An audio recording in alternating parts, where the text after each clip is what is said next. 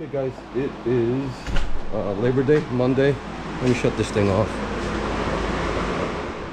I'm not quite sure where I left off, but I am going to be giving her oil change because she has reached 1,000. I should say the 1,500 mark. So she is now on the 1,500 to 3,000 oil change.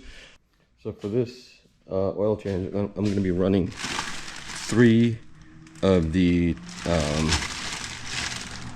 10W 40, I believe it's 10W40, I forget, the Royal Purple break-in engine oil, and the rest with the VR1 that I started off with the 20W50 before I go over to the 5W full synthetic 5W40. Oh, and a little footnote, early this morning, did some pulls and got caught up with a E46 that has a big turbo, and from what he says is pushing 550 wheel.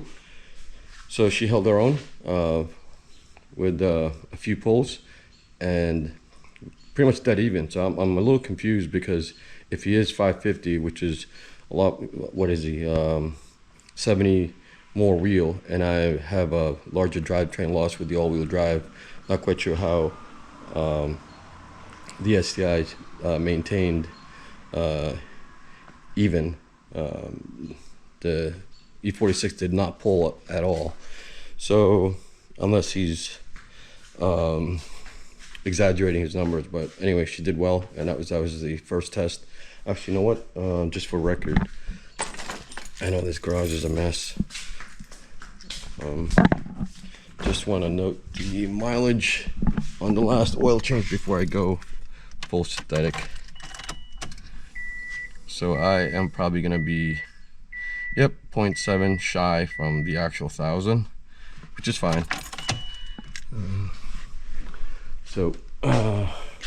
Yeah, I just kind of wanted to note that. So it's Tuesday. I just went out for an errand to drop something off at the post office, and I just kind of smelled something when I was backing up and that's what I noticed. I'm not quite sure what that is, but I don't know if you guys can see it, but it's some fluid. Not quite sure what that is. Have to figure it out, but of course, once I get one car running, one goes down. Quite sure if this is oil, or coolant, or a combination of both, but looks like it's dripping from here.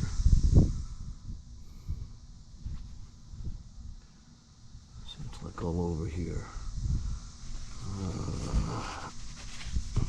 Way too hot, so I'm gonna just let this thing cool before I check it. Check the oil level, see if there's anything in there that shouldn't be, like coolant.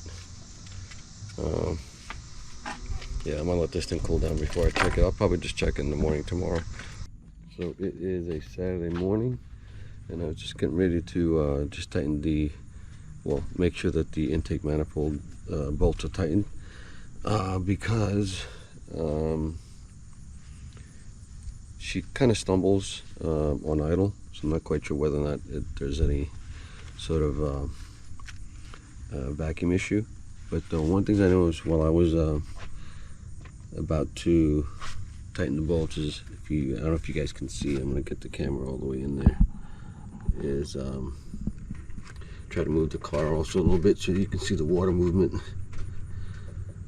There's a pool of water on top of the block, and it did rain last night, so I'm not quite sure how it's getting in, seeing that this is at a decline, and I guess maybe it came out of the scoop. So I don't smell any fuel, nor it looks like it's coolant. So I'm just gonna let this paper towel soak it up and see what it is.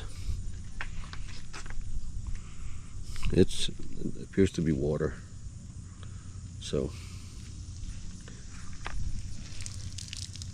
that's a lot of water. So I'm gonna see if I can avoid replacing the STI outdoors, I guess. I'm just not quite sure what this is going to do to the car.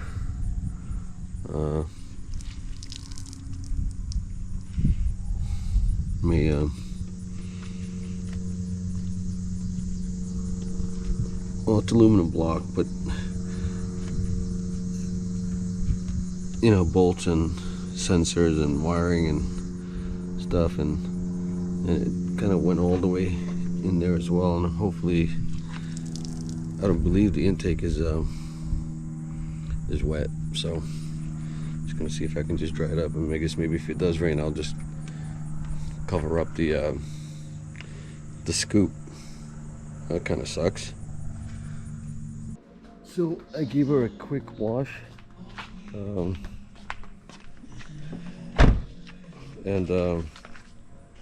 I went ahead and checked to see what's going on with the EVO.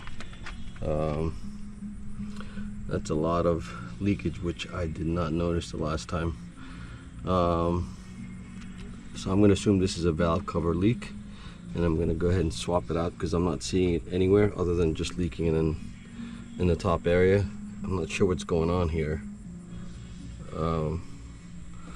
but I'm going to change the valve cover gasket, clean this up. I don't know when I'll be able to do that. And she must have been leaking for quite some time because I just checked the engine oil, which I should have done earlier, and she is low on oil. She's at least I'd say at least 1.5 to 2 quarts low, because it's on the bottom of the dipstick indicator. So been driving around like that, which kind of sucks. And the thing is, I'm not noticing any sort of leaks underneath the car, so it seems like it's just been slowly seeping out and just burning on the manifold. I don't know why I didn't smell that inside the car, because that would have, well, I don't have AC in this car, and I've been driving around with the windows open, so just may not have noticed it. I might as well get this thing powder coated. I got a long ways to go with this car, but I want to get as much mileage as I can out of it. So okay, I think that's what I'm going to be doing. So it is Friday afternoon, September 15, 2023. Just wanted to note that I finally got my classic tags after having applied to it for 5 weeks. It took about 5 weeks because I guess they're busy up in Harrisburg. So the beauty of having a classic tags here in the state of PA, the car has to be at least 15 years old. And the good thing about the classic tag is it's a one-time registration, and it is good for the lifetime of the car. And the only thing that you need for it is safety inspection. It exempts me from any emissions inspection that I need on the car.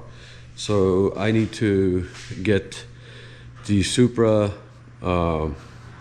Antique, because it's already exceeded the term that it needs to get the Antique. It's 25 years. I'm sorry, I think it's 20 years. So the Antique is 20 years, that's right, and the Classic is 15 years. And the, I believe, Historic is, no, I'm sorry, there's another category for 25, I forget what it is. But anyway, I've got most of these cars with Antique. The 33 has Antique, the NSX has Antique, so is the FD. Supra is going to be Antique fairly soon, and I'm going to have the STI and the EVO as Classic. The EVO I need to apply. And I also got Miles's Beamer with its own classic tags. So anyway, I just wanted to note that. And the good thing about PA also is that you're not required to run a front tag, which is, I've always hated front tags because it really took away from the overall look and the lines on the car. And most cars also, it blocks any airflow to the rad and or the intercooler. So anyway, all right, just wanted to note that, and I think it's a good milestone for the STI that I finally got classic tags for it.